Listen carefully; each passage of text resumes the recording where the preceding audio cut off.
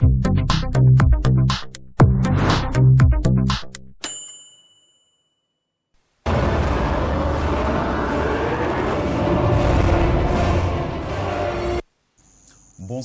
chers téléspectateurs et bienvenue à votre émission hebdomadaire Plein Feu. L'ancien chef de l'État, président de la République de 2005 à 2007, M. Elie Ould Mohamed Vall, s'est exprimé lors d'une interview accordée mercredi à Radio France Internationale, faisant de nouvelles révélations et des déclarations fracassantes. Dans la même foulée, le journal français Le Monde Afrique a publié un article accablant sur Kinross Taziaziz. Selon le journal, la justice américaine a démarré une enquête l'an dernier sur les relations étroites avec les autorités du groupe minier Kinross qui est coté aux bourses de Toronto et de New York. Toujours selon Le Monde Afrique, le 19 mars 2014, la justice américaine avait exigé de Kinross Gold Corporation une liste de documents internes tels que l'intégralité des courriers et échanges électroniques, mais aussi les contrats et les virements passés avec une longue liste de personnalités mauritaniennes, le plus souvent des proches du président, selon le journal. Donc nous allons parler de ces sujets rapidement avec M. Mohamed Suleiman Ould Maha, qui est secrétaire général de l'Association des maires du Nord. Bonsoir. Bonsoir. Et M. Jedna Ouldeda, directeur de publication de Moriub Info. Bonsoir. Bonsoir. Merci d'avoir accepté cette invitation. Donc on va commencer par le premier sujet sur les déclarations de M. Elie Ould Mohamed Vall. Je rappelle que ce sont des déclarations lors d'une interview accordée à Radio France Internationale, le mercredi passé, en répondant à une question de la journaliste qui lui avait posé la question fustigée il y a un an en parlant de Mohamed Abdelaziz, qu'il avait pris le pays en otage. Est-ce que vous le pensez toujours? Donc, Monsieur le Président Elie Ould Mohamed Vall, l'ancien président de la République, M. Mohamed Vall, a répondu on l'écoute. Non seulement je le pense, mais de plus en plus, je crois, cette situation se confirme aussi bien pour les Mauritaniens que pour la communauté internationale. Une prise en otage, c'est quoi? C'est en réalité une prise de pouvoir contre la volonté des Mauritaniens et par la force. Et jusqu'à présent, c'est la même situation qui est en train de perdurer. Et par conséquent, je signe et je persiste, notre pays est pris en otage aujourd'hui par la personne que vous nommez. Aucun régime dans notre pays n'a opéré autant de pillage du domaine foncier de la ville de Nouakchott que ce régime. Ça, c'est de façon générale, mais de façon particulière. Une partie de l'école de la police nationale a été octroyée à des privés pour faire des boutiques et du commerce. Le stade olympique qui est au centre de Nouakchott et qui est l'unique équipement sportif de cette ville vient de se voir retrancher la plus grande partie de sa surface pour construire des bâtiments privés. Au profit de qui? Au profit de privés. Proche du chef de l'État? De son entourage? Ça ne peut être que quelque chose comme cela. En plus de cela, nous venons aussi d'assister aujourd'hui, cette année, exactement à la décision de vendre les 3 ou 4 plus vieilles écoles de Nouakchott qui sont au centre de Nouakchott sans aucune solution de remplacement. Et le problème n'est même pas là. Le problème, c'est l'esprit dans lequel c'était là. Le fait que des écoles publiques sont vendues à des privés et transformées en marché et en commerce est quelque chose d'extraordinaire. C'est quelque chose qui sort de l'entendement. Ceux qui ont fait ces opérations et ceux qui en ont bénéficié devront en répondre tôt ou tard. Voilà, je commence par vous, M. Jedna. On peut dire, en écoutant l'ancien président de la République, qu'il n'y est pas allé, comme on dit, avec le dos de la cuillère. Écoutez, moi je le trouve beaucoup plus en conformité avec son état d'esprit depuis le putsch de 2008 contre l'ancien président démocratiquement élu. Et donc il reste un peu fidèle à cette position par rapport justement au putsch de 2008. Qui, d'ailleurs, on se rappelle que l'ancien président du CMJD, qui a quand même assuré la transition démocratique dans ce pays jusqu'à l'élection de Sidi Cheikh Abdallahi, a parlé très souvent d'une rébellion personnelle du général Aziz à l'époque pour justement mener son putsch. Néanmoins, je pense que l'ancien président qui appartient aussi au FNDI, qui est un peu le regroupement des partis d'opposition, n'a pas changé, je veux dire, de façon de voir le régime actuel depuis cette période. Donc, forcément, comme il dit lui-même, je signe et persiste Donc, ce qui veut dire qu'il a toujours le même sentiment par rapport à ce régime auquel, évidemment... Pour lui, la situation se confirme, quoi, cette situation de prise en otage qu'il appelle. Oui, c'est dans cette optique, je pense, que si on se place dans les vérités d'explication par rapport à l'élément que vous avez sorti, c'est que finalement, pour lui, le pays est pris en otage depuis cette période de 2008. La rébellion qu'il appelle lui, d'ailleurs, il va en parler. Oui, donc c'est quelque chose peut-être malheureux. Bon, tout au moins, on peut dire au moins à ce stade que au moins le délit de parenté qui est très souvent attribué à l'ensemble dont les deux hommes sont ici n'a pas lieu parce que nous avons deux personnes qui sont issues du même sérail tribal et pourtant qui ne sont pas sur la même longueur d'onde. Et quand il parle des proches du président, que bon, tout ça c'est au profit des proches du président, qu'est-ce que vous en pensez? Je pense qu'il n'a pas dit ça de façon assez claire, mais il a dit quand même... Ça ne peut être que ça. Ça ne peut être que ça. Et puis, de toute façon, c'est un secret de polichinelle, quand on sait que finalement, certains espaces publics avaient été tronqués dans certains lots, pour permettre à certains proches du président actuel de pouvoir, en tout cas, même si on acceptait les explications du ministre des Finances qui s'est évertué à dire en fait que c'était les plus offrants et tout ça, la réalité reste la même, c'est-à-dire que ce sont des proches du président qui en ont bénéficié. Maintenant, la transparence par rapport à ces marchés, on ne peut que regretter en fait que lui qui était déjà directeur de la police du temps du président Maouia, voir l'école de police qui était un peu, entre guillemets, le joyau pour la police, pour la formation, se fait retirer un grand pan, justement, au profit de certaines personnalités du Sérail. Et c'est aussi le cas pour le stade olympique, nous connaissons, mais le gouvernement a présenté des explications qui valent ce qu'elles valent. Pour autant, donc, l'opposition n'a pas changé de discours par rapport justement à l'ambiance générale de mauvaise gouvernance ou de mauvaise approche de gouvernance, en tout cas pour l'opposition par rapport à ces questions-là. Donc, M. Mohamed Suleiman Mohan, je rappelle que vous êtes secrétaire général de l'Association des maires du Nord. Donc, à entendre l'ex-président, l'ancien président Eli Mohamed Vall, qu'est-ce que vous en pensez de ce qu'il vient de dire? Ce que j'en pense, c'est que je suis tout d'abord très touché personnellement, car je connais personnellement le président Eli Mohamed Vall, que je respecte beaucoup et que je continue à respecter. Mais force est de constater malheureusement que ces déclarations ne font que le discrédibiliser lui-même personnellement. Et il est en train de faire du mal pour ceux qui les aiment, comme ma modeste personne, ceux qui les respectent. Ceux qui l'estiment en tant que personne. Je pense que quand il dit que le pays est pris en otage depuis cette date, je pense qu'à mon humble avis qu'il a une perte de mémoire. Le pays est pris en otage depuis 1978 par une junte militaire inculte qui l'a mis en banqueroute. Et ce pays a été libéré de cette junte militaire en 2005. Il y a eu effectivement une initiative qui malheureusement a été terminée en queue de poisson. Les fils veillants de ce pays, les frères d'armes d'Eli Mohamed Vall, qu'ils devraient respecter, autant du côté de la parenté que de l'appartenance de frères d'armes, que de l'appartenance d'un pays, des fils d'un même pays. Ce sont eux qui, aujourd'hui, sont en train de faire de ce pays un chantier. Ce sont eux qui ont libéré les médias. Ce sont eux qui ont assaini, sans tambour ni trompette, tous les pans économiques, sociaux. Oui, mais c'est pas ce qu'ils pensent, lui, apparemment. Ce qu'ils pensent, malheureusement,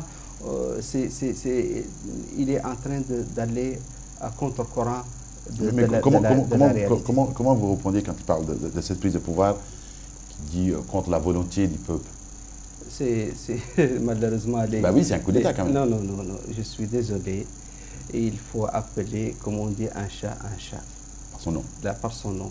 La réalité est que le président Mohamed Abdelaziz bénéficie de la majorité des voix de ce peuple. tous ces déplacements ont été un plébiscite dans ce sens. Il est temps de respecter les Mauritaniens. Il est temps de respecter leur intelligence. Son Excellence Mohamed Abdelaziz est en train de régler des problèmes que ses frères d'armes, comme lui, Ali Mohamed Val, qui, je m'excuse du terme, devrait plutôt se cacher et ne pas avoir ce genre d'attitude à son âge et à au crépuscule de sa Mais il fait de la politique, il a le droit de dire ce Mais qu'il la pense. politique, on l'a fait d'une façon plus propre, sans des coups bas, comme on dit, en dessous de la ceinture, d'une façon plus honorable, sans essayer... Parce qu'on ne peut plus critiquer le président Mohamed Abdelaziz sans faire des coups bas. Il y a, mon frère, une différence entre critiquer et essayer de diffamer son pays, sa nation. En fait, quand il parle du pillage du domaine foncier de la ville de Nouakchott, d'ailleurs, tout à l'heure, M. Jidna en a parlé un petit peu, comment vous répondez? Mais on en parle, on en parle. Je pense, un peu partout, dans les salons, non, un peu partout, dans les journaux, tout. Il faut différencier. Vous êtes bien placé pour savoir... Ah ben, je ne peux pas donner mon point de vue, c'est ce que disent les gens. Vous êtes bien placé pour savoir que les ondes ont été libérées. Vous êtes bien placé. Enfin, vous ne pouvez pas me dire que n'importe qui peut dire aujourd'hui ce qu'il veut, malheureusement. Oui, moi je peux bien sûr être d'accord en disant je vais libérer les ondes, mais je vais piller quand même la ville de Nouakchott. Non, pas du tout, pas du tout. C'est pas... Piller Eli Mohamed Val, l'ancien président, a parlé du pillage systématique du domaine foncier de la ville de Nouakchott. Comment vous répondez? Il a donné des exemples d'ailleurs. Il a donné des exemples. Moi j'ai une autre vision. Certainement, son Excellence Mohamed Abdelaziz nous a prouvé qu'il est. Quand on regarde ce qui s'est passé dans ce pays depuis 1978 jusqu'à présent, date de l'avènement des militaires, donc lui, il est depuis 20 ans à la tête d'une structure de décision sécuritaire. On voit que l'ancien Nouakchott lui-même devrait être changé. Vendu, quoi. Changer, pas seulement... Mais comment vendre des écoles, c'est quand même... Vous avez déjà entendu dans un pays qui vend des écoles? Si. Ah bon, c'est une question de souveraineté des structures qui sont en charge quand ils jugent que les structures en question ne répondent plus aux normes sécuritaires. On les transforme en marché.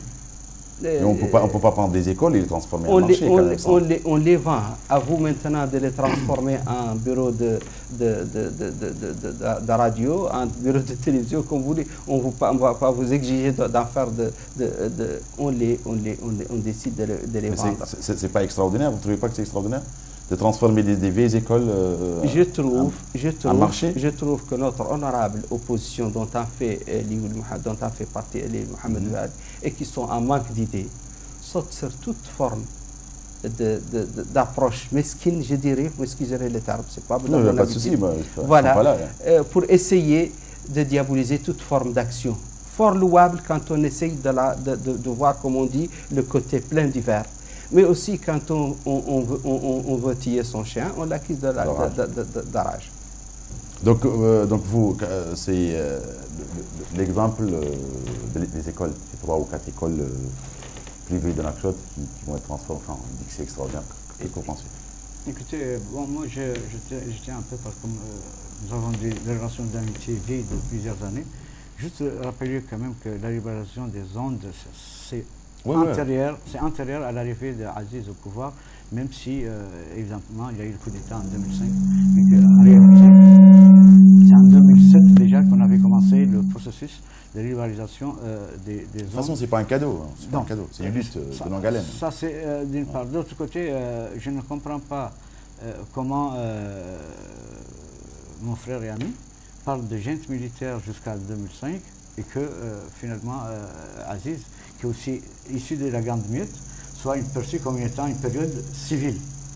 Ceci étant, je sais que Aziz a été élu de façon démocratique, au moins techniquement, en 2009, et qu'il a été élu par la majorité des Mauritaniens. Ceci dit, ça ne veut pas dire que... donc c'est pas contre la volonté des Mauritaniens? Non, c'est pas ce que je vais dire tout de suite, c'est que par rapport à ce que la perception que l'opposition, quelle qu'elle soit, que ce soit Ali, que ce soit l'ancien chef d'État Ali, ou que ce soit le FNDI dans son ensemble, ils ont quand même le droit de regard sur la gestion du pays, comme une partie de la classe politique. Bien sûr, pays, comme tout le monde.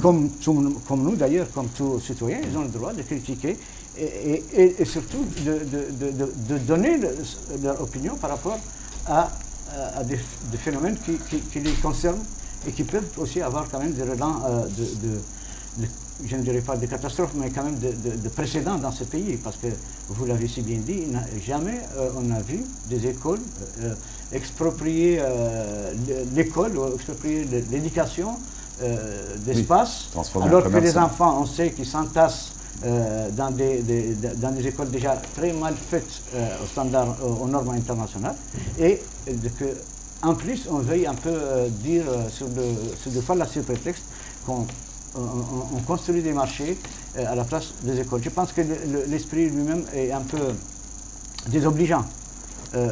Ça donne beaucoup plus l'impression de s'intéresser en fait aux affaires, je ne dirais pas mesquines comme mon ami, mais quand même des affaires de mercantiles plutôt qu'à l'éducation de nos enfants. Et ce n'est pas le meilleur exemple qu'on pourrait leur donner. C'est sûr. Donc, on va parler de deuxième élément. D'ailleurs, on va l'écouter tout à l'heure, mais juste malgré en fait les promesses du président de la République, Mohamed Abdelaziz, de quitter le pouvoir après la fin de son deuxième mandat, et de respecter la Constitution et de ne pas chercher à la modifier pour se maintenir au pouvoir, Ali Mohamed Vall semble penser le contraire. Et il soupçonne le président de la République de vouloir imposer des réformes constitutionnelles pour rester à la tête du pays. Et on va l'écouter par rapport à cette question. Nous avons toute possibilité de penser qu'il cherche à tout prix à trouver une solution d'ouvrir cette constitution. Mais ce sera difficile. Mais il a pourtant déjà assuré qu'il respecterait cette constitution, il l'a dit. Oui, c'est ce qu'il dit aujourd'hui, mais on ne sait pas. En tout cas, tout ce que nous voyons aujourd'hui tend à faire croire que d'une manière ou d'une autre, cette constitution sera triturée pour que le pouvoir puisse continuer dans l'avenir. Que ce soit à travers, si vous voulez, une tentative de révision du nombre de mandats présidentiels ou que ce soit à travers une tentative de vider le pouvoir du président vers le Premier ministre. Pour un scénario à la Poutine. En quelque sorte. Mais concrètement, quelle preuve vous avez de cette volonté? La preuve la plus manifeste est que ce pouvoir, et particulièrement le chef de la rébellion de 2008, n'a jamais accepté... Donc le chef de la rébellion, vous parlez du président, Mohamed Abdelaziz, qui est arrivé au pouvoir par un coup d'État.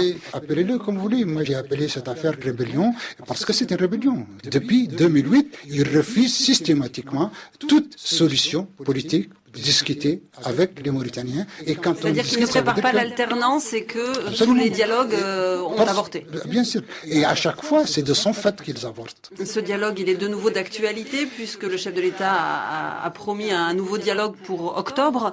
Est-ce que ce dialogue pourra avoir le jour? Écoutez, il n'y a pas de volonté et je pense qu'il s'agit de quelqu'un qui essaye de gagner du temps, qui est en train de préparer autre chose que ce qu'il déclare officiellement.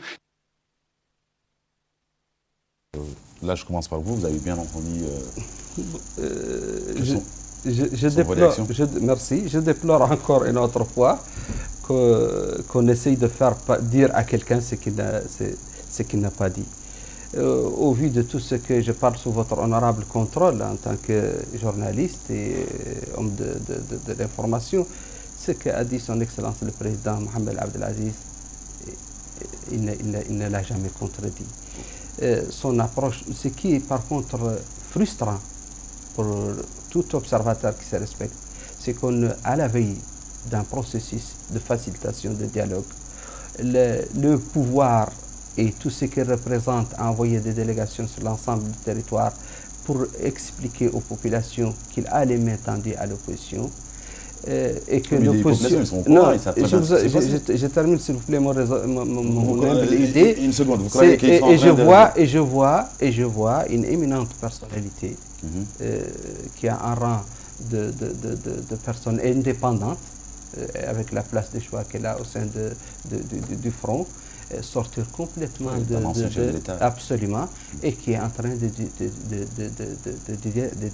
ou bien le processus qui tend vers le dialogue ne lui convient pas, et ça ou bien il a certainement, lui, des idées qu'il ne nous a pas fait... Donc vous pensez que les Fendés sont en train de pousser le président de la République, Mohamed Abdelaziz, à dire qu'il ne va pas quitter le pouvoir?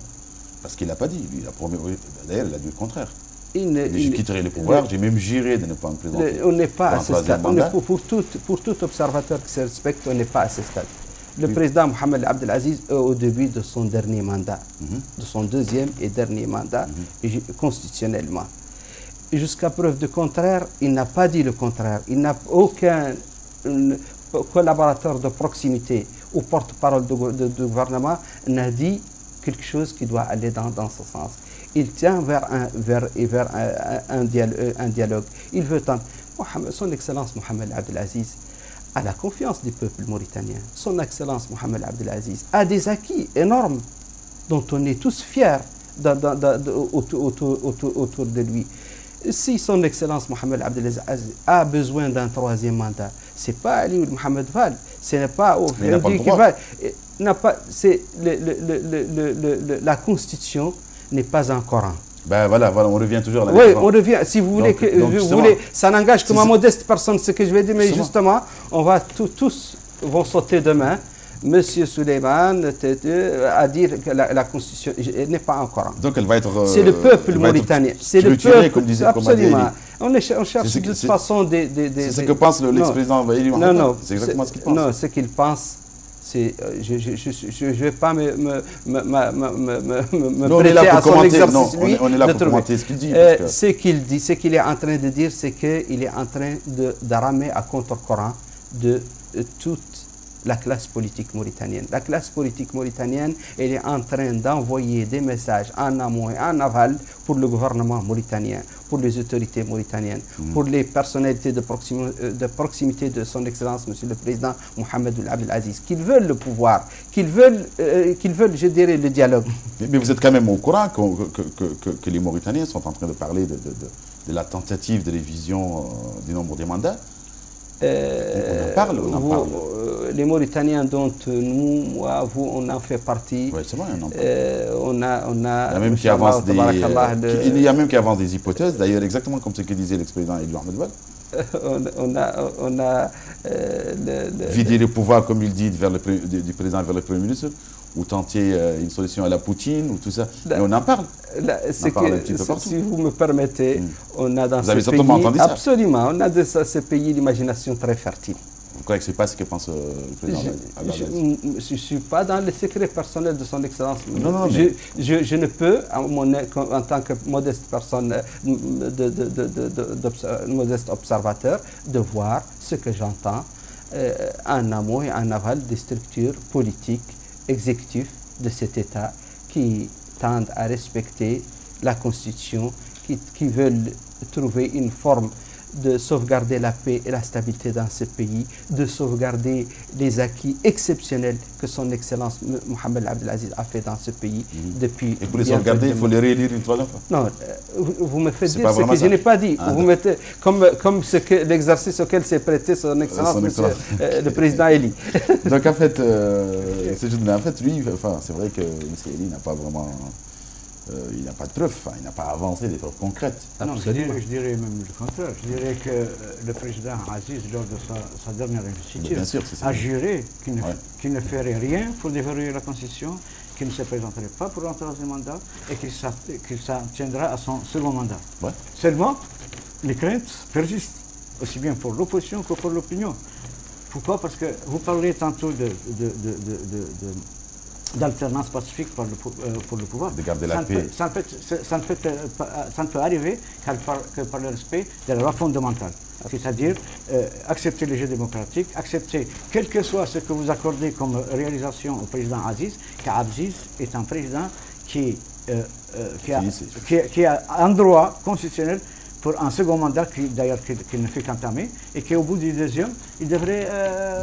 dernier quoi. Ouais, il devrait aller faire autre chose. Seulement, pourquoi je dis les craintes de l'opposition, et notamment de l'ancien président Eli? Parce que trop de bruit d'abord a entouré les initiatives prises ici et là pour engager un dialogue finalement qui n'a pas eu lieu, parce qu'on a eu l'impression que c'est ce qu'on a l'impression d'aujourd'hui, c'est que c'est un monologue que le régime fait avec lui-même, alors que l'opposition, celle qui est démocratique, n'est même pas associée à ce dialogue. On avait prévu le 7 octobre pour ces assises. Finalement, on a encore reculé ça, probablement parce que on s'est rendu compte que on est allé vite en besogne et que quel que soit ce qui va sortir des dialogues entre Aziz et sa majorité, ça ne peut pas constituer véritablement le socle d'une opinion nationale. La deuxième chose que je voulais dire, c'est que par rapport c'est très important pour nous, les musulmans surtout, le fait de jurer sur le Coran, de respecter un engagement. Absolument. Pourtant, la crainte de l'opposition vient en fait... Oui, c'est pas la première fois qu'on jure. Non, justement, du coup d'État de 2008. Justement parce que le CMJD avait aussi, s'était engagé, paraît-il, solennellement sur le Coran, de ne pas intervenir dorénavant, à partir de 2008, dans l'exercice du pouvoir. Qu'est-ce qu'on a eu? On a eu ce qu'on a eu en 2008, on a eu le putsch qui a évincé le président démocratique. Pour une raison ou pour une autre, justifiée ou pas justifiée, en tout cas, on en est. Et comme dit un vieux adage chez nous, les morts, c'est quand vous êtes mordu par un serpent, vous développez une phobie de la corde. Donc, finalement, est-ce que Aziz va s'en tenir? Moi, je pense qu'il va s'en tenir, personnellement. Je pense qu'il va s'en tenir à 2 mandats. Maintenant, c'est la façon, justement, de gérer l'après-deuxième mandat. Des solutions. Il ne doit pas être trop loin, quoi. Vous pensez qu'il va être là? C'est ça. Est-ce que ce sera le marionnettiste qui tiendra les ficelles et pour donc faire jouer... La solution à la Poutine, comme il dit. Comme à la Poutine. Il sera dans l'ombre un moment jusqu'à ce que les choses évoluent et qu'il puisse encore se représenter. Mais on n'en est pas encore là. C'est vrai qu'il ne faut pas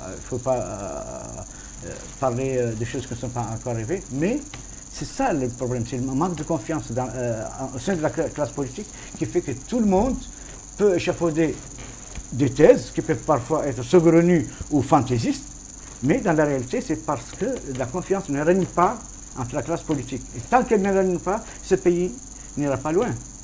On restera avec la crise comme 2008. Donc vous pensez comme disait Elie, que l'ancien président de la République, que Abdelaziz est en train de gagner du temps, quoi. Qu'il est en train de préparer autre chose que ce qu'il dit, ce qu'il déclare officiellement. Moi, au risque de me répéter, je ne vais pas m'apprêter à cet exercice. On commence la déclaration, mais... moi, je pense d'abord... Il a été président quand même, donc... Oui, mais sa façon de présider la République et d'affaire, ce n'est pas la façon de son Excellence, M. Mohamed Abdelaziz. Je pense qu'il faudrait... Tout d'abord, j'ai été interpellé par deux ou trois remarques, si vous permettez. Allez-y, rapidement, il n'y a pas de souci. Quand l'honorable Jidne dit que la majorité, au cours du dialogue, qu'il a appelé monologue. Absolument. Moi, j'ai été présent. L'opposition n'était pas présente, donc c'est un problème quand même. Chez nous, quand on dialogue tout seul, on l'appelle monologue. Ça dépend. Le peuple mauritanien était présent. Ah, c'était justement. Toutes les composantes du peuple mauritanien étaient présentes. Ça semblait plutôt un meeting quand même qu'autre chose. Non, s'il vous plaît. Si on veut s'apprêter à la forme d'une approche de des autres, ou bien après moi le déluge, comme on dit, ou sans moi rien n'existe. Non, c'est pas que sans moi rien n'existe. On ne les défend pas, mais sans moi, il n'y a pas de dialogue quand même. Tout d'abord, si je n'étais pas retenu par une réserve sur l'approche actuellement qui tend à faciliter le dialogue, je dirais que le FND ou notre opposition actuelle est un cocktail Molotov de contradiction. Le seul qui a parlé, c'est Elie. On vient d'entendre ce qu'il a dit et ce n'est pas vraiment une sommité de recherche de consensus, de facilitation de dialogue. C'est quelqu'un qui veut, à son habitude... Oui, c'est vrai, il appelle rébellion. Absolument. Alors que rébellion, c'est la rébellion, au risque de me répéter, c'est lui le père de la rébellion, c'est la démocratie depuis 1978, et il doit avoir honte de ce genre de mots mal placés sur quelqu'un qui a libéré ce pays, qui a changé en profondeur ce pays sans qu'une goutte de sang ne soit tombée, même d'une bête, à plus forte raison d'un être humain. C'est ce que les militaires en 68 non, c'est pas la même chose. C'est pas la même chose. Ce qui s'est passé en 2005 a été propre dans tous les sens du terme. Il n'y a pas une goutte de sang. Bien sûr, un militaire qui a pris la place d'un autre militaire. S'il vous plaît. Vous voyez ça pour la première fois, vous voyez ce qui s'est passé dans le monde arabe. Dans ce mais si on revient un petit peu en arrière, en 1984, où Ahmed Sahabataï avait pris le pouvoir, sans qu'il y ait une goutte de sang. Un changement d'un système militaire, civil, politique. Même un parti de pouvoir a été balayé d'un revers de la main et il y a eu l'émergence d'une classe politique. C'était un parti au pouvoir. C'est un autre sujet. Non, mais quand vous dites, excusez-moi, mais quand vous dites les militaires ont pris le pouvoir en 1968 sans qu'il y ait du sang, Leïdal a pris le pouvoir sans qu'il y ait du sang, Mouawiya a pris le pouvoir sans qu'il y ait... Qu'est-ce qui est nouveau dans ça? Qu'est-ce qui est particulièrement nouveau dans la prise de pouvoir 2005? C'était un militaire qui était président, notre militaire a été... Non, ce qui est nouveau, c'est que dans ce qui s'est passé dans le monde arabe précisément et le monde de notre proximité, il y a eu des changements sanguinaires. Il y a eu des révolutions qui ont coûté des vies, des milliers de vies humaines. Nous sommes le seul pays, et ça c'est une source de satisfaction morale qui doit, pour nous tous normalement, qui a changé tout un système sans qu'il y ait de dégâts. Donc en fait, revenons à nos moutons, en fait, monsieur le président Mohamed Abdelaziz n'est pas en train de préparer autre chose.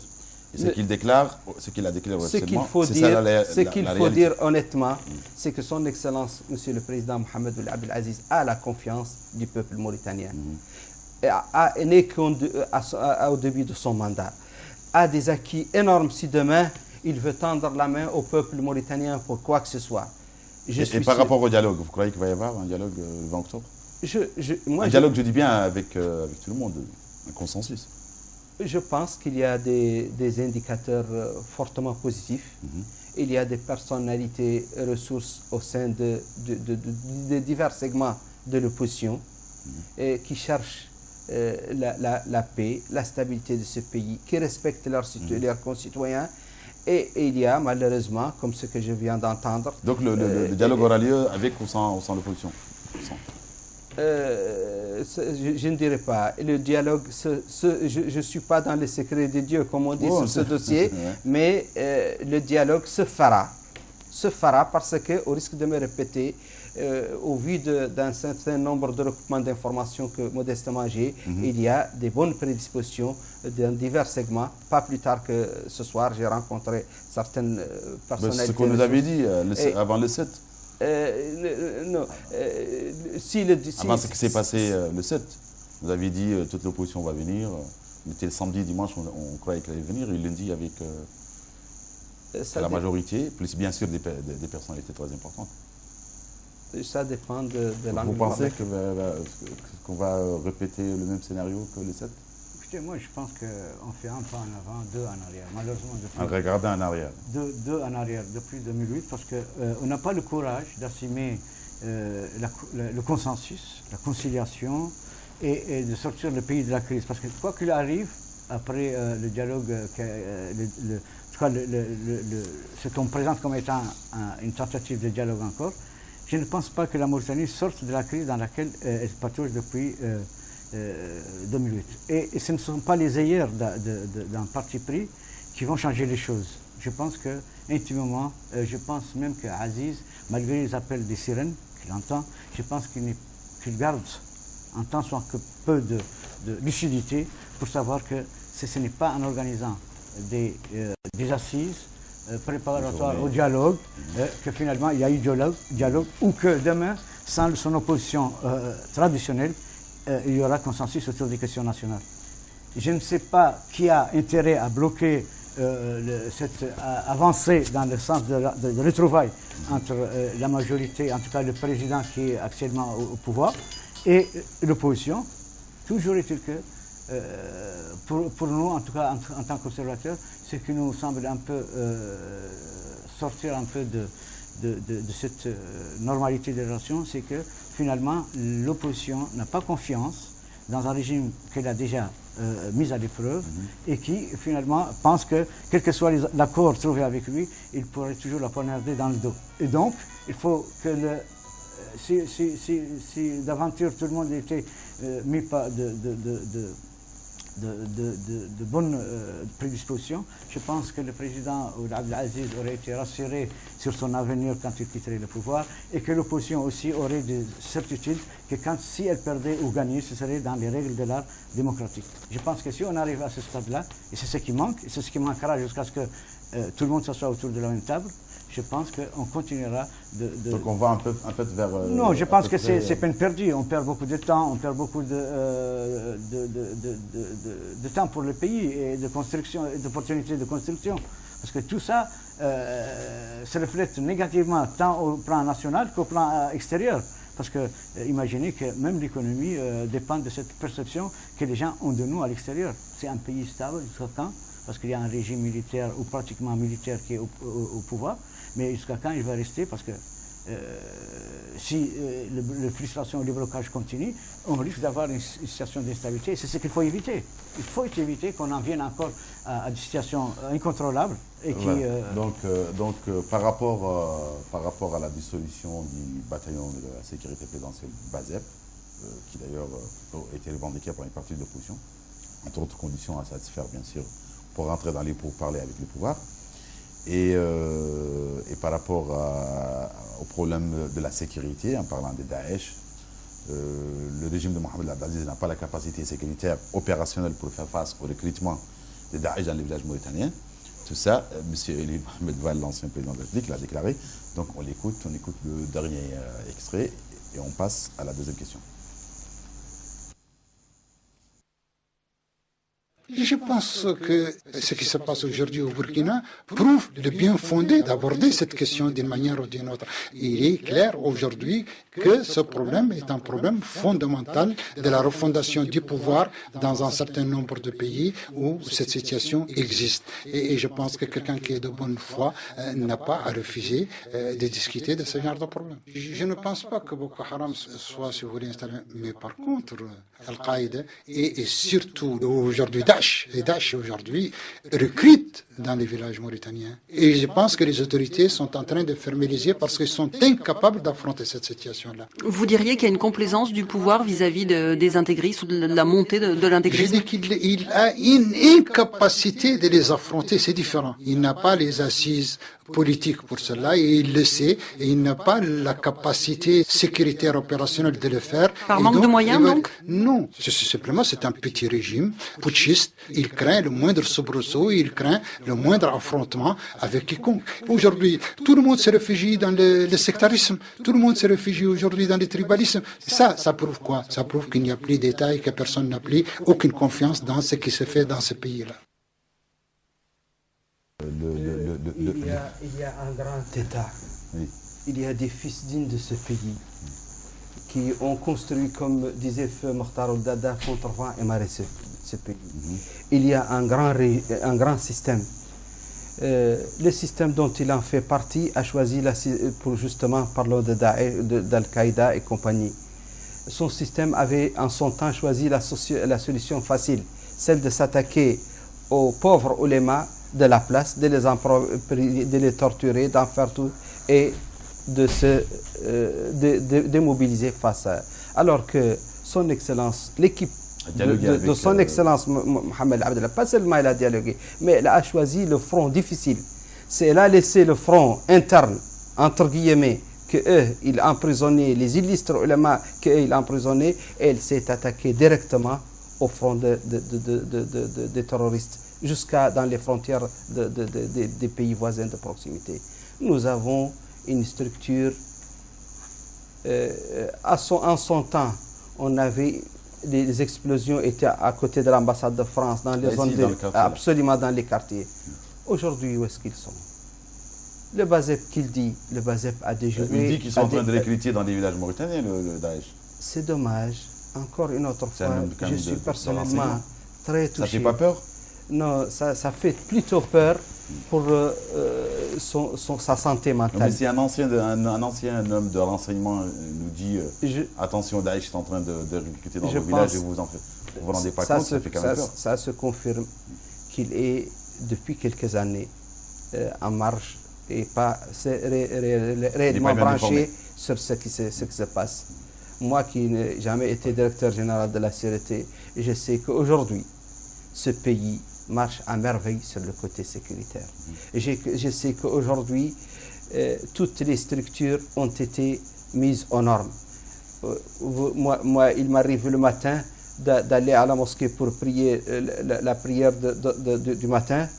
Je suis très honoré quand je vois une voiture de gendarmerie se pointer dans mon quartier. C'est un signe d'insécurité, ça. Non, c'est un signe plutôt. Qu'est-ce qu'ils font dans la rue, les gendarmes à 6 h du matin? Ça veut dire qu'il y a un problème? Non, pas du tout. Ben je pense plutôt, au lieu de les critiquer, qu'il Non, pas faudrait les les critiquer, au saluer, contraire. qu'il faudrait les reconnaître. Mais on leur tire le chapeau, ils font un travail difficile. C'est en votre honneur. Mais le fait de se retrouver à 6 h du matin avec des voitures de flics, de policiers ou de gendarmes dans la rue, c'est quand même pas... Je pense qu'encore une autre fois, ça me confirme l'imagination exceptionnellement fertile de Mauritaniens. Quelle que soit l'approche que vous allez essayer de lui présenter une bonne solution, il trouvera toujours une formule de vous dire attention, il y a une virgule ou un point qui ne me convient pas. Je pense que ce qu'il a dit sur la sécurité est complètement... Par rapport à la question de Bazep, en fait, il dit que ce qui s'est passé au Burkina prouve le bien fondé en fait de l'appel du RFD ou du FNDI à la dissolution. Le Burkina est un autre pays, la Mauritanie avec ses réalités, la Mauritanie est un autre pays avec ses réalités. Le Bazep est une unité attachée à la sécurité de la présidence, composée d'élites, des fils de ce pays, sur lesquels l'État mauritanien a dépensé énormément d'efforts financiers et humains. La moindre chose, c'est de les préserver comme acquis et comme les différents acquis de ce pays. Mais vous ne pensez pas qu'on a la bonne foi systématiquement corrompue si on refuse de discuter de la question du Bazep? Pourquoi on refuse de discuter? On peut discuter tout. Moi, je pense que, comme ce qui a été dit dans l'approche de facilitation du dialogue, qu'il n'y a pas de tabou. Sauf le Bazep? Non, pas du tout. Il n'y a pas de tabou. Je pense que on n'a pas dit sauf, on a dit il n'y a pas de tabou, donc il n'y a pas de tabou. Espérons. Donc, je dis en fait par rapport à cette question du Bazep. Permettez-moi de rectifier. Quand je dis il n'y a pas de tabou, ça ne veut pas dire que sauf le tabou, il n'y a pas de tabou, sauf le tabou. Non. Je veux juste un peu... Par rapport à la question du Bazep. Surtout par rapport à ce que l'ancien président Elie a dit et que monsieur trouve un peu erroné. Je pense que les statistiques militent en faveur de ce que l'ancien président a dit, parce que les plus gros recrutements se font justement parmi les Mauritaniens. Malheureusement, ça c'est clair dans toutes les attaques. Il y a un mort terroriste, il y a un mort mauritanien, que ce soit Al-Qaïda, que ce soit Daesh. Mort ou un mort? Un mort. Ouais. Un mort avec M-O-R-T. Ça veut dire, c'est-à-dire, et même en Algérie, ça, on l'a remarqué, c'est que malheureusement, ceux qui... c'est fertile, le terrain est fertile. Le terrain est fertile, et c'est que peut-être aussi la paupérisation des gens concourt justement à ce qu'ils soient recrutés par ces réseaux terroristes.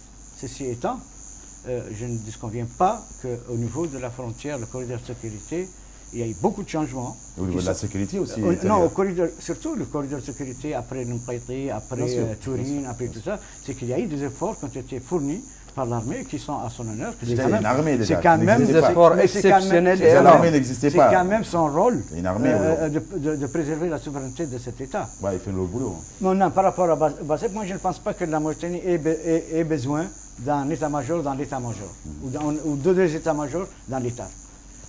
Le Bazep, comme c'est clair dans tous les pays africains, et l'histoire le prouve, tous les problèmes d'instabilité, y compris d'ailleurs dans notre pays, tous les poutres sont venus à travers les Bazep.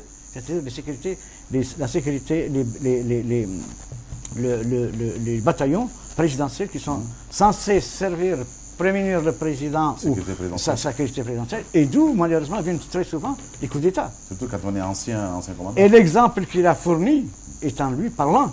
Parce que nous avons une transition au Burkina Faso. La Mauritanie n'est pas aussi différente que le Burkina Faso. On n'est pas à l'abri. Nous sommes des pays qui sont pratiquement... c'est à peu près la même chose. Un ancien militaire qui était au pouvoir pendant longtemps. Cette typologie... Il a pris la fuite, il voulait revenir. Donc cette typologie existe. Avec le Bazep. Maintenant que le Bazep que l'opposition en fasse une condition, ça n'a pas été occulté. En tout cas, ça a été repris dans les journées de préparatifs de ce qui tient le dialogue pour le pouvoir. Justement, est-ce que, moi je ne suis pas au courant, mais est-ce qu'il Non, non, est-ce c'est ce qu'ils disent, c'est qu'il n'y a pas de tabou et que même le rôle de la position, le statut du BASEP était discutable. Seulement, malheureusement, discutable avec qui? Maintenant, l'opposition n'est pas présente. L'opposition, je veux dire, celle qui est réellement sur le terrain. Et le fait de l'occulter, c'est un peu faire de la politique de l'autruche. Le décideur n'était pas présent, plus ou moins, le décideur. Non, on peut comprendre que c'est des réunions des assises préparatoires. Et donc, les grands ténors ne seront pas là. Mais tout de moins, pour baliser le terrain des thématiques à discuter, l'histoire du BASEP avait été soulevée par certains. Et si j'ai une bonne souvenance, ça avait été repris aussi dans le cadre des recommandations, c'est-à-dire qu'il n'y a pas eu de tabou sur le BASEP.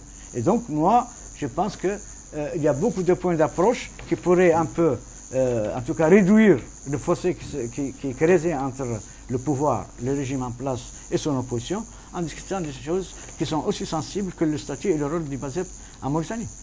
Donc, par rapport à Daesh, vous, par rapport à l'intégrité... Je n'ai aucun doute par rapport aux statistiques que les Mauritaniens sont parmi, et c'est des statistiques qui sont tenues par de grandes organisations qui s'intéressent à ce phénomène. Mais il disait que les autorités sont en train de fermer les yeux parce qu'elles sont incapables d'affronter la situation.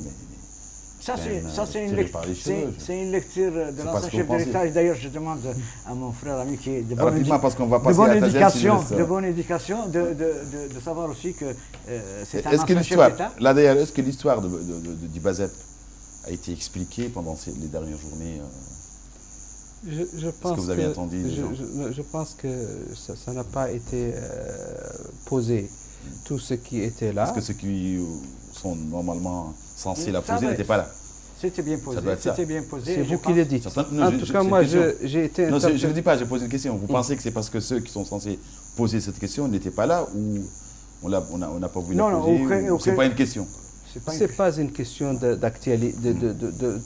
La façon à laquelle eux, ils s'agrippent à cette question, nous avons une autre façon. Moi, je pense que j'ai été interpellé par le cas de Daesh et de sa présence en Mauritanie. Rapidement, parce qu'on finit absolument, ce sujet-là. pour celui qui connaît ce peuple, celui qui connaît ce pays, qui a visité tous les coins reculés de ce pays comme modeste personne, comme vous tous, c'est une insulte à ce peuple de dire de lui ce que vient de dire son Excellence, le président. Vous ne pensez pas que le terrorisme gagne du terrain en Mauritanie, qu'il y a des jeunes qui sont à fond dedans? Il n'y a pas de plus pacifique. Il n'y a pas de plus exceptionnellement humain que le Mauritanien dont nous sommes. Et surtout ceux qui sont à l'intérieur du pays. Non, ceux qui sont... Non, on ne parle pas des Mauritaniens. Et on ne parle pas des Mauritaniens, vous avez tout à fait raison, mais il y a quand même des jeunes Mauritaniens. Il y a des exceptions, comme on dit, qui confirment la règle. Ce n'est pas pour un Mauritanien qu'on va diaboliser tous les Mauritaniens. Non, ce n'est pas diaboliser. Et dire que c'est Al-Qaïda en... Elle recrute dans les villages mauritaniens. C'est ça le problème. C'est la question. Non, attends, elle recrute même en J'insiste. Ouais, village, je dis bien, village, c'est une façon de parler. Nous, on ne peut pas se voiler la face. On n'est pas aussi angélique que vous le prétendez. Personne n'est angélique, de toute façon. Malheureusement, il y a toujours des égarés.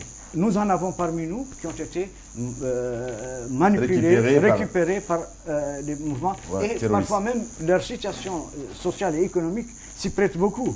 D'ailleurs, il y en a qui sont en prison, c'est très bien, il y en a qui sont en prison pour ça. Justement, il y en a ça, ce sont des exceptions, ce sont des cas. Donc ce que l'ex-président a déclaré est faux.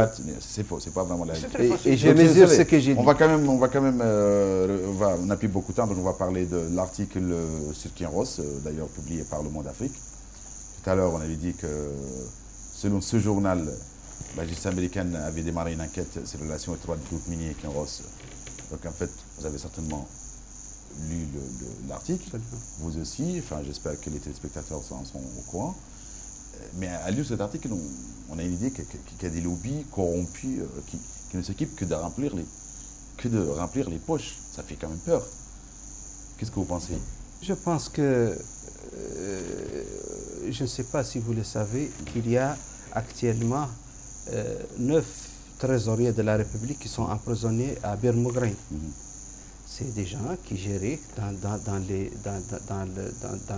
la tranquillité les biens communs de ce pays. Et quand l'inspection ou les structures de contrôle se sont rendus compte, ils ont appliqué la loi. La corruption... Je parle de corruption, je parle de Kinross. Oui, mais j'en viens. Je pense que son Excellence, M. Mohamed Abdelaziz, depuis qu'il est venu, personnellement, en tant que responsable, secrétaire général des maires du Nord, j'ai beaucoup de réserves sur la gestion de Kinross. J'ai beaucoup de réserves, tant sur les réserves de relations humaines, avec les populations de proximité qui ont été mises sur le banc de touche, qui n'ont pas été impliquées en amont et en aval, que ce soit sur les contrats, brûlant, qui est absolument brûlant, dont tout le monde en parle. Et je pense qu'il y a eu, effectivement, certainement, si vous voulez vraiment l'adverbe qui convient ou qui plairait à son Excellence Ali Mohamed Val et compagnie, qu'il y a une mafia qui s'est agglutinée autour de cette structure qui, ça n'empêche. Mais pour nous, les Mauritaniens lambda, quand on entend Kinross, je termine, je voudrais circonscrire cette mafia dans le temps et dans le nombre ou dans la structure humaine et mettre de côté le pouvoir de son Excellence, M. Mohamed Abdelaziz, qui, dès la venue de cette structure, la Mauritanie n'avait même pas droit à 2%. Et après toutes les négociations, toutes les formules de prouesses juridiques dans lesquelles ils se sont enfermés, il a réussi à faire monter. C'est le président qui a réussi à faire monter le pourcentage. Le président, sur tous les fronts, c'est le président de la République, surtout quelqu'un comme son Excellence, M. Mohamed Abdelaziz, qui croit à ce qu'il fait et qui veut être malheureusement sur tous les fronts parce qu'il a trouvé toute une situation, tout un cumul de frustrations économiques et sociales qui se sont accumulées depuis plus de 50 ans. Il est en train de se battre sur tous les fronts. Taziaz n'est qu'un front parmi tant d'autres. Il a pu faire ce qu'il a pu et il faut, à défaut, comme dit de chapeau, il faut lui tirer le turban. Donc on a l'impression que le journaliste qui a rédigé cet article ou qui a fait ce travail, en lisant cet article, on se dit, tiens, il est très bien informé. Mais est-ce vrai vraiment, en tant que journaliste, vous croyez vraiment que cette publication est sérieuse ou c'est un article diffamatoire en fait? Écoutez, moi je pense que ce qui est prudent et ce que le journaliste a écrit, c'est qu'il y a une enquête qui a été ouverte sur une supposée corruption. Et je pense que jusqu'à ce que l'enquête soit, qui était d'ailleurs au secret. D'ailleurs, Kinross même oui, et que même Kinross a instruit une enquête au niveau de sa filiale TLM en Mauritanie pour faire la part des choses. Ceci dit, depuis, et d'ailleurs les rapports sont là, le dernier en date c'est le rapport Mo Ibrahim, qui fait que la Mauritanie dans la gouvernance, je vais dire, malheureusement, et on est en train de chuter. Entre 2011 et 2014, on a perdu au moins 2 points. On est devenu le 41e pays africain sur le classement Mo Ibrahim sur la gouvernance. Ce n'est pas seulement le rapport de Mo Ibrahim. Il y a une convergence des rapports internationaux pour dire que la gouvernance en Mauritanie a reculé. Et la preuve en est que l'état général de la gestion du pays se prête à la mauvaise gouvernance. Tantôt vous parliez des écoles, on peut parler de la SMIM, on peut parler de la SPEG, on peut parler... En fait, si on parle de Kinross, on peut parler de Kinross, on peut parler... En fait, le travail, rapports environnementaux... C'est dire qu'il y a des signes qui ne trompent pas. Et que malheureusement, si Taziaz, parce que c'est sa filiale dont il s'agit, et non Kinross, si Taziaz est là, il y a aussi quand même j'inviterai en tout cas, moi, les limiers de la SEC et de la justice américaine à fouiner dans les sociétés créées fraîchement depuis le déclenchement des activités de Taziaz pour savoir qui gagne beaucoup, qui gagne moins, et qui ne gagne rien. Parce que de toute façon, nous, on avait espéré que c'était une manne aurifères, Ouais, quand même, ce qui allait sont créer beaucoup en termes d'emplois. de réserve à 5 millions d'onces. En Ouais. fait, d'ailleurs, mais il y a même le double, le quadruple. Non, selon certains. le pire, c'est que Selon les experts.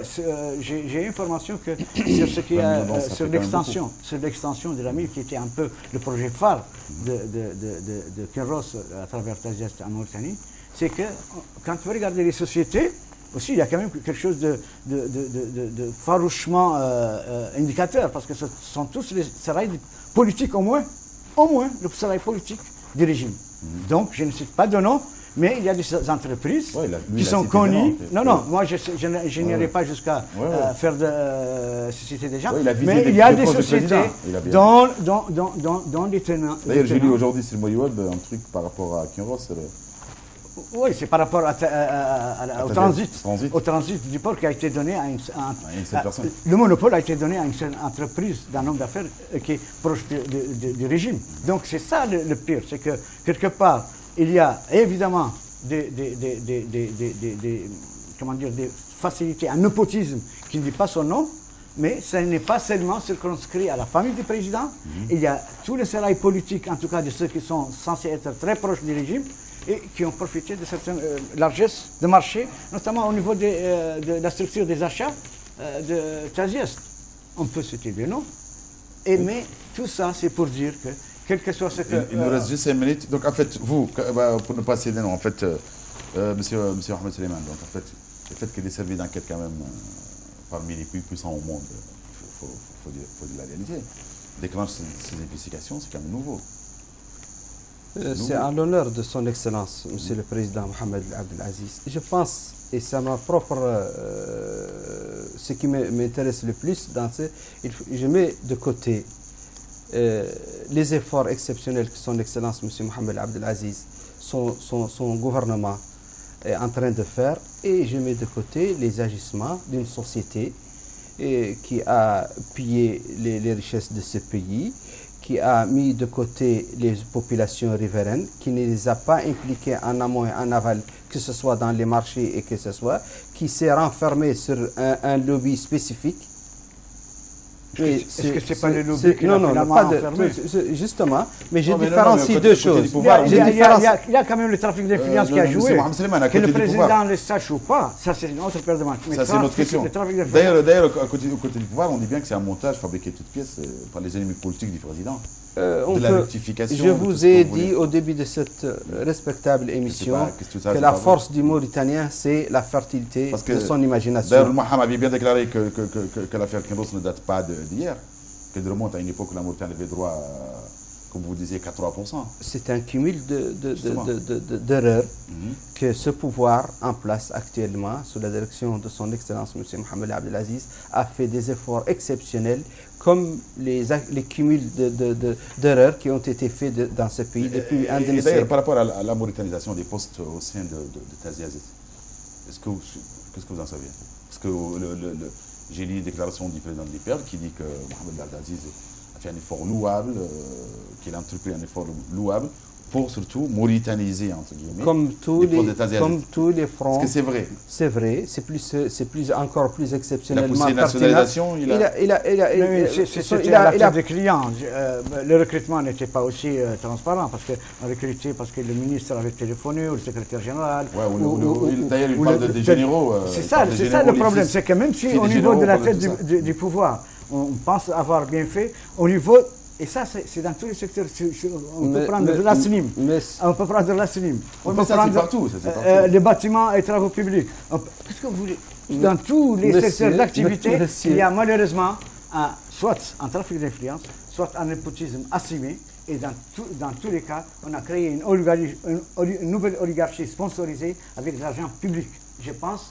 D'ailleurs, ça m'a fait rappel la boutade du président à Nouadhibou lorsqu'il disait on va créer des hommes d'affaires. Comme si on les créait avec une baguette magique. Je pense que sur un plan de gestion, la Mauritanie, le président Mohamed Abdelaziz, je ne le prends pas pour responsable de tout ce qui se passe, mais tout ce qui se passe malheureusement depuis 2009, vous connaissez la SNIM mieux que moi, vous êtes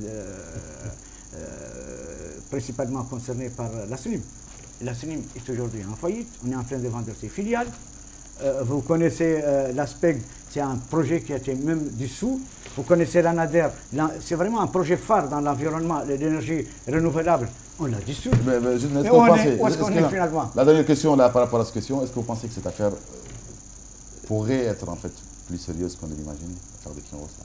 Écoutez, vous n'allez pas me faire anticiper les Parce résultats. que bon, Vous n'allez pas me faire vous anticiper. vous intéressez beaucoup, d'ailleurs c'est pourquoi je vous ai invité. Je vous ai invité parce non, que vous mais êtes par rapport à une enquête, économique. par rapport à une enquête, et je rappelle que le directeur général, l'ancien directeur général de la TLM avait été convoqué justement par la justice américaine pour être entendu sur cette question.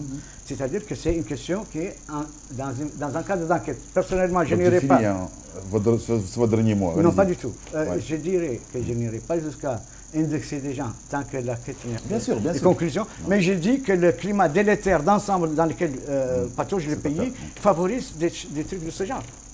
Donc pour vous, il n'y a pas péril dans la demeure. Moi, je pense qu'il faudrait... Votre dernier mot.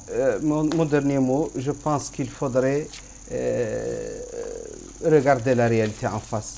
C'est que son Excellence, M. Mohamed Abdelaziz, et quand il était venu en 2009, il a trouvé un pays dans lequel il y a des cumuls et des cumuls de plus d'un demi-siècle d'injustice dans tous les sens. Qu'on regarde au nord, au sud, à l'est, à l'ouest de ce pays, au centre, en Nouakchott, il n'y a que des problèmes. Il a commencé d'une façon magistrale, d'une façon patriotique, et c'est mon avis, et c'est l'avis de plus de 50% de cette Mauritanie. Allez-y, on finit, on espère. Il a commencé à s'attaquer à tous les fronts. Il a commencé par lutter contre la gabegie. C'est un exemple aujourd'hui, tant au niveau national qu'international. Il a commencé par... Comment vous trouvez alors qu'on ait découvert, justement, vous parliez des trésoriers, alors que le premier mandat du président était placé sous la lutte contre la gabegie. C'est au niveau du second mandat qu'on découvre que le trésor est une passoire. Toute œuvre humaine, aussi grandiose soit-elle comme celle de son Excellence Mohamed Abdelaziz, une œuvre humaine demeure une œuvre humaine. Donc, mais l'honnêteté intellectuelle, c'est de réparer, c'est de réparer quand on voit des erreurs. Merci, espérons qu'on peut attirer. J'ai commencé par vous, donc je finis par M. Mohamed Suleiman. Donc espérons qu'on vos pays attire plus d'investisseurs étrangers, surtout dans ce domaine qui est particulièrement important, le domaine de l'or, et que le contexte actuel de baisse des prix ne soit pas un handicap pour les investisseurs internationaux qui vont investir dans ce secteur. Donc, chers téléspectateurs, serait le dernier mot de la fin, donc la fin de l'émission. Je rappelle que j'ai invité pour vous M. Mohamed Suleiman Oulimaha, qui est secrétaire général de l'Association des maires du Nord. Merci d'avoir accepté notre invitation. Et M. Gisne Odede, qui est directeur d'application de Montréal, merci beaucoup d'avoir accepté notre invitation. Merci à l'équipe technique qui nous a permis de faire cette émission bien installée chez vous. Avec du retard. Avec un petit peu de retard technique. Et quant à moi, je vous donne rendez-vous la semaine prochaine, même chaîne, même heure. Si vous êtes en quête d'une vraie télévision, restez sur l'Otalia. Au revoir et à très bientôt.